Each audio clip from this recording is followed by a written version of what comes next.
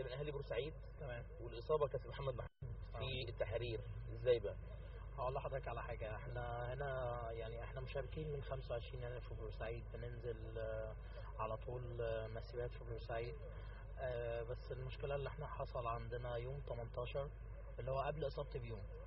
فكنا في احد المسيرات في بورسعيد، فطلع علينا يعني ناس ضد الثوره. مش عاجبهم ان احنا بيقولوا ان احنا بنخرب البلد وان احنا بنوقف البلد، مع ان احنا سلميه، وهنفضل نقول ان الثوره ثوره سلميه من يوم ما اتعملت. طلعوا علينا طبعا مشاجرات، ضرب. حزنت جدا لما لقيت واحد رفع سيف على واحده ست. قررت ان انا ما اقعدش في بورسعيد خلاص، ان انا لازم اروح التحرير. رحت التحرير يوم 19 يوم السبت. انا واصل هناك فجر السبت. فالساعه 10:30 الصبح طلعوا علينا. وانت رايح بقى في التحرير هتقعد فين يعني؟ احنا هنروح في الميدان في الاعتصام. يعني انت رايح بنين؟ انا رايح خلاص اعتصام بقى، لان حل البلد واللي بيحصل في البلد ما ينفعش. خلاص احنا شلنا نظام، بس النظام ليه ذيول لسه. قررت ان انا اقعد هناك، بس ما لحقتش ان انا اقعد، يعني قعدت يا دوب هم 4 ساعات. الفجر الشروق طلعت علينا. الساعة 10:30 لقينا هجوم من الشرطة عايزين يعني يفضوا الاعتصام، وطبعا الجيش معاهم. طبعا بيودونا على الشارع اللي بيودي على المتحف المصري رمسيس. طبعا احنا فضينا يعني مشينا خلاص، بس ما ينفعش ان احنا نترك الميدان، احنا نازلين على هدف وقضية لازم نكملها. طبعا احنا قلنا ان احنا لازم نرجع تاني الميدان. مع رجعنا طبعا بدأوا ان هم بيرجعوا، يعني انا اللي ضربني واحد بيرجعوا بالمدرعات وبيضربوا علينا. انا عايز اقول لك ان احنا 3 واقعين في اقل من دقيقة. المكان الاصابة احنا بص، احنا يعني الناس، بس انا عايز اوضح حاجة، الناس مش فاهمة ان محمد محمود ده فعلا ما بيوديش على وزارة الداخلية او على مجلس الوزراء، ده شارع والناحيه الثانيه شارع خالص. لا بس محمد محمود لو مشيت فيه، لو مشيت على طول لجوه خالص ودخلت يمين هتلاقي وزاره بالظبط. بس يعني احنا بعيد عن كده، مثلا 700 متر 800 ده احنا متر في اوله خالص، ما عند هرديز، في اوله خالص من ناحيه التحرير يعني. بالظبط في اوله خالص. فوجئنا ان هم بيقولوا ان احنا عايزين نقتحم. انا بقول لك انا كنت مسعف، يعني هناك للاسف احنا بنحاول نشيل المصابين بنجري بيهم. انا عايز اقول لك ان احنا في واحد صاحبنا يعني اتضرب في ظهره، فاحنا بنشيله وبنجي بيه. فواحد صاحبنا اخذ في رجله طلقه حي وانا خدتها في عيني. 3 واقعين في اقل من دقيقه. احنا لو كفره مش هيعملوا كده، لو يهود مش هيعملوا كده. لما 3 نقع في اقل من دقيقه، ده غير مصابين كتير وغير شهداء كتير. ليه؟ عشان ايه؟ عشان بنطالب بحريه، بنطالب بكرامه المواطن المصري تكون مرفوعه. هي الحريه ثمنها غالي، وانا لو عيني التانية كمان هتروح. الاصابه كانت مباشره في عيني. بص، انا بقولها لو عيني التانية كمان هتروح، بس اشوف يعني اسمع بس بيقولوا لي احنا بقينا في زمن حريه، انا موافق. طيب لو اتكلمنا معاك على فكره المجلس القومي لحقوق المصابين وضم مصابي انا هقول لحضرتك على محمد محمود ومجلس الوزراء. انا في الوقت اللي انا عملت عمليتين. تمام، عمليه في المستشفى العسكري اسكندريه. للاسف طلعت سلبيه، النتيجه طلعت سلبيه، فكان لازم ان انا اسافر المانيا بعد 10 ايام بالظبط. الدكتور الالماني قال احتمال يكون في امل، فقلنا مفيش مشاكل. طبعا انا قدمنا على الورق وكل حاجه، وان احنا والتقارير الطبيه بتاعتي. كان وقتها لسه الوزاره الجديده متشكله، كان مفيش جنزوري لسه متشكله. فقال لك نصبر بس شويه لحد ما الوزاره تتشكل ونشوف الصندوق اللي هيتعمل. طب طبعا الدكتور عايزني في خلال 10 ايام في المانيا. الحمد لله، يعني الحمد لله اتصرفت وسافرت. يعني سفرك ده على نفقتها 50% على الحكومه الالمانيه، 50% يا اما على المصاب يا اما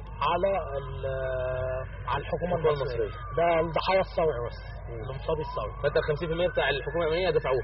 ما هي الحكومه الالمانيه بتفهم، معلش يعني. انما بتعالج ولاد مصر. انما انت كفلت بال 50%. تمام. عملت العمليه بس للاسف برضه طلعت سلبيه. انا عايز اقول لك ان انا مش حزين خالص ومش ندمان. الثورة هتستمر، الثورة هتكتمل، وكل إنسان فاسد هيتحاكم.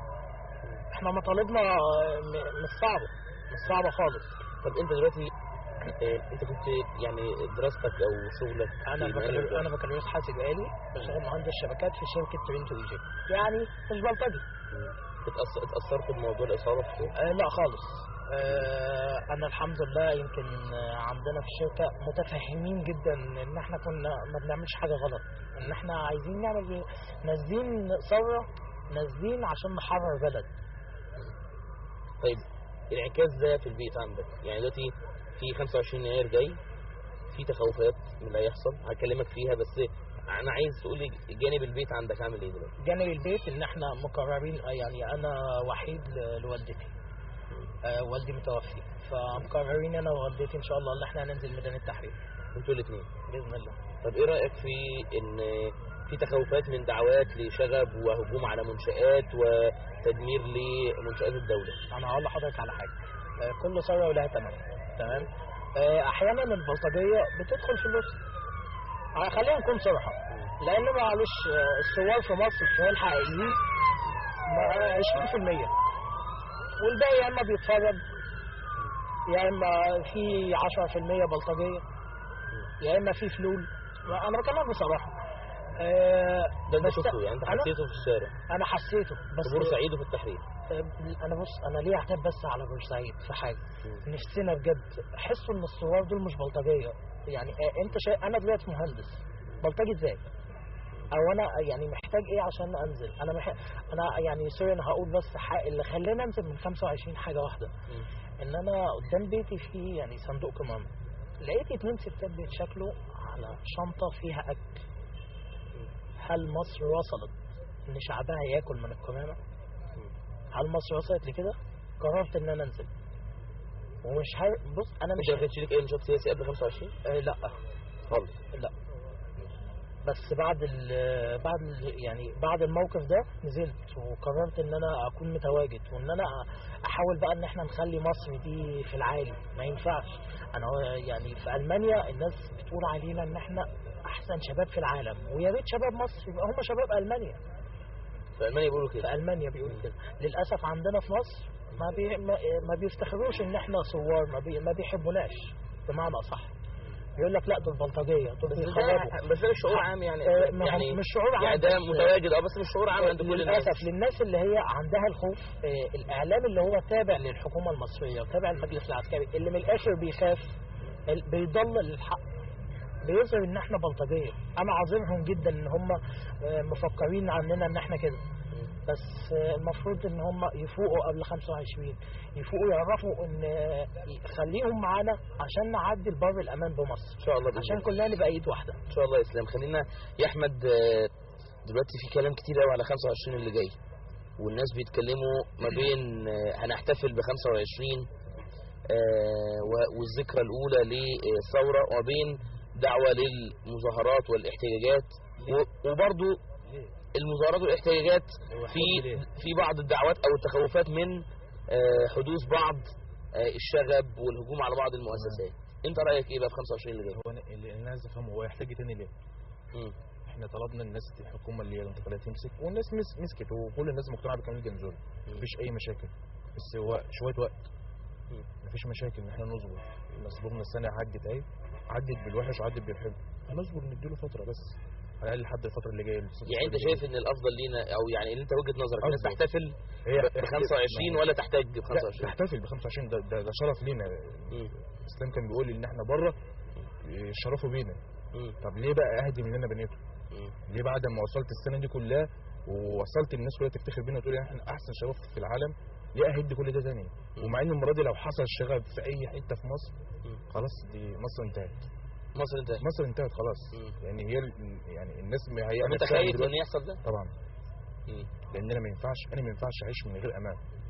انا واحد مجرد نزلت وقفت مكان الشرطه، نزلت وقفت في الشارع في لجنه شعبيه، اتضربت بالنار. ما عنديش استعداد ان ده يرجع تاني، ما عنديش استعداد ان اخويا وابن خالتي واصحابي ينزلوا تاني يوقفوا في الشارع تاني لجان شعبيه تاني. ليه كل ده؟ احنا وصلنا لدرجه حلوه. مفيش احتفل باللي انا عملته، انما ليه نحتاج ليه؟ طب السؤال ده نقول الاسلام، هو دلوقتي احمد بيقول لك الراجل لما وقف مكان الشرطه ضرب بالنار، واحنا دلوقتي في سنه عدت في حاجات حصلت فيها، ما ندي فرصه وليه نحتاج دي؟ طب انا هحتفل ازاي على دم الشهداء؟ هحتفل ازاي على عينين الراجل اللي راح؟ سيبك مني انا، وعينك انت كمان يعني هنحتفل ازاي؟